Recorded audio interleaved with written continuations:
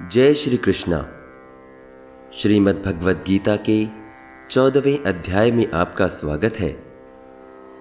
इस अध्याय में सत्व, रज और तम इन तीनों गुणों के स्वरूप का, उनके कार्य, कारण और शक्ति तथा वे किस प्रकार किस अवस्था में जीवात्मा को कैसे बंधन में डालते हैं और किस प्रकार इनसे छूटकर मनुष्य परम पद को प्राप्त हो सकता है, इसका वर्णन किया गया है।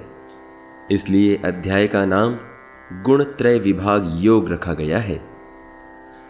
श्री भगवान कहते हैं, अब मैं तुझसे समस्त ज्ञानों में सर्वश्रेष्ठ इस परम ज्ञान को पुनः कहूंगा, जिसे जान लेने पर समस्त मुनिजनों ने परम सिद्धि प्राप्त की है।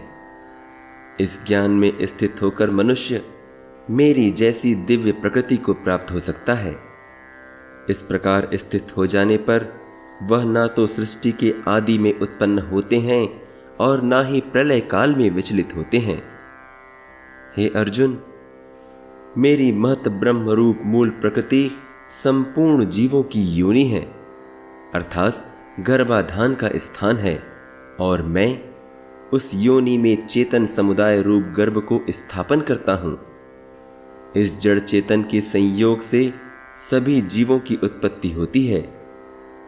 नाना प्रकार की सब योनियों में जितनी मूर्तियां अर्थात शरीरधारी प्राणी उत्पन्न होते हैं, प्रकृति तो उन सब की गर्भ धारण करने वाली माता है, और मैं बीज को स्थापन करने वाला पिता हूं। इसके पश्चात तीनों गुणों के आधार पर अच्छी और बुरी कौन सी योनियों में जन्म होता है, इस सब बातों को स्पष्ट करते हुए भगवान कहते हैं, हे अर्जुन, सत्वगुण, रजोगुण और तमोगुण, ये प्रकृति से उत्पन्न तीनों गुण अविनाशी जीवात्मा को शरीर में बांधते हैं। हे निष्पाप, सतोगुण अन्य गुणों की अपेक्षा अधिक शुद्ध और निर्मल होने के कारण प्रकाश प्रदान करने वाला और विकार रहित है। जो इस गुण में स्थित होते हैं वे सुख और ज्ञान के भाव अर्थात उसके अभिमान से बंध जाते हैं। हे अर्जुन, रजोगुण की उत्पत्ति असीम कामनाओं और आसक्ति से होती है, और वह इस जीवात्मा को सकाम कर्मों और उसके फल के संबंध से बांधता है। हे भरतपुत्र, सभी देहाभिमानियों को मोहित करने वाले तमोगुण को तू अज्ञान से उत्पन्न जान। वह इस जीवात्मा को प्रमाद, आलस्य और निद्रा के द्वारा बांधता है। हे अर्जुन, सत्वगुण मनुष्य को सुख से बांधता है, रजोगुण सकाम कर्म से बांधता है, और तमोगुण मनुष्य के ज्ञान को ढककर उसे प्रमाद से बांधता है। हे अर्जुन, कभी कभी रजोगुण और तमोगुण को दबाकर सत्वगुण प्रधान बन जाता है, तो कभी सतोगुण और तमोगुण को परास्त कर रजोगुण प्रधान बन जाता है, तो कभी तमोगुण सतोगुण और रजोगुण को परास्त कर देता है। इस प्रकार श्रेष्ठता के लिए निरंतर स्पर्धा चलती रहती है। जिस समय इस देह में तथा अंतःकरण और इंद्रियों में चेतना और विवेक शक्ति उत्पन्न होती है, उस समय ऐसा जानना चाहिए कि सत्वगुण की प्रधानता है।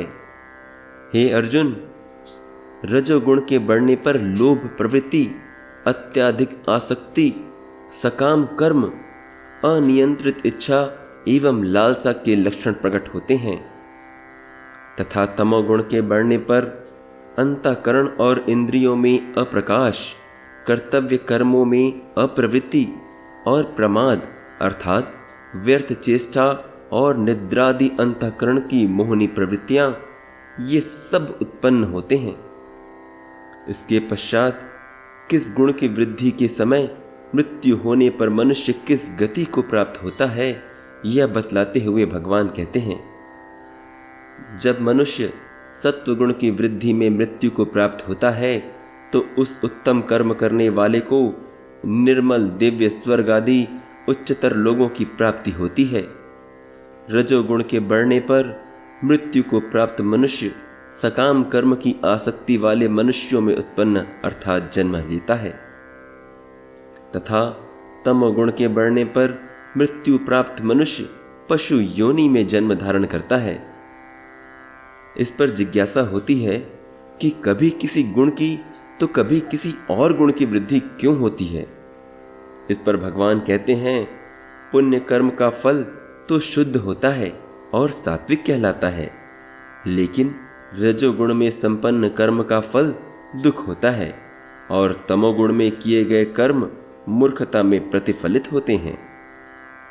सत्वगुण से ज्ञान उत्पन्न होता है और रजोगुण से निसंदेह लोभ और तमोगुण से प्रमाद, मोह और अज्ञान उत्पन्न होता है। सत्वगुण में स्थित मनुष्य स्वर्गादि उच्च लोगों को जाते हैं, रजोगुण में स्थित मनुष्य इसी लोक अर्थात पृथ्वी लोक में रह जाते हैं और तमोगुण में स्थित मनुष्य अधोगति अर्थात पशु योनि को तथा नरक को प्राप्त होते हैं। जब कोई मनुष्य अच्छी तरह से जान लेता है कि समस्त कार्यों में प्रकृति के तीनों गुणों के अतिरिक्त अन्य कोई करता नहीं, और जब वह परमेश्वर को जान लेता है जो इन तीनों गुणों से परे है, तो वह मेरे दिव्य स्वभाव को प्राप्त होता है। और यह मनुष्य शरीर की उत्पत्ति के कारण रूप इन तीनों गुणों को उल्लंघन करके जन्म, मृत्यु, वृद्धावस्था और सब प्रकार के दुखों से मुक्त हुआ परमानंद को प्राप्त होता है। अब अर्जुन पूछता है, हे भगवान, जो इन तीनों गुणों से परे है वह किन लक्षणों के द्वारा जाना जाता है, उसका आचरण कैसा होता है और वह प्रकृति के गुणों को किस प्रकार लांघता है।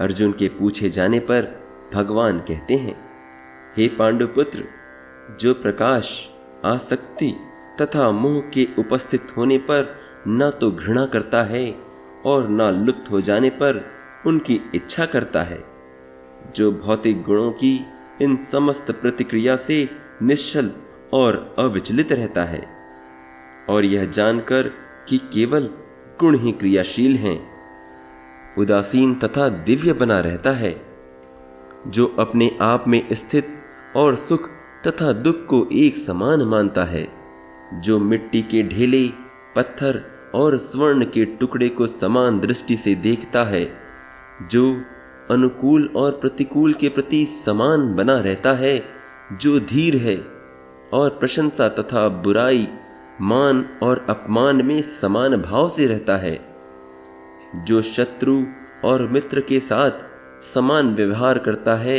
और जिसने सारे भौतिक कार्यों का परित्याग कर दिया है, ऐसे व्यक्ति को प्रकृति के गुणों से परे समझना चाहिए। जो समस्त परिस्थितियों में अविचलित भाव से पूर्ण भक्ति में प्रवृत्त रहता है, वह प्रकृति के तीनों गुणों को लांघकर सच्चिदानंद ब्रह्म को प्राप्त होने के लिए योग्य बन जाता है, क्योंकि मैं ही उस निराकार ब्रह्म का आश्रय हूं, जो अमर्त्य, अविनाशी और शाश्वत है और चरम सुख का स्वाभाविक पद है। यहां समाप्त होता है गीता का 14वां अध्याय।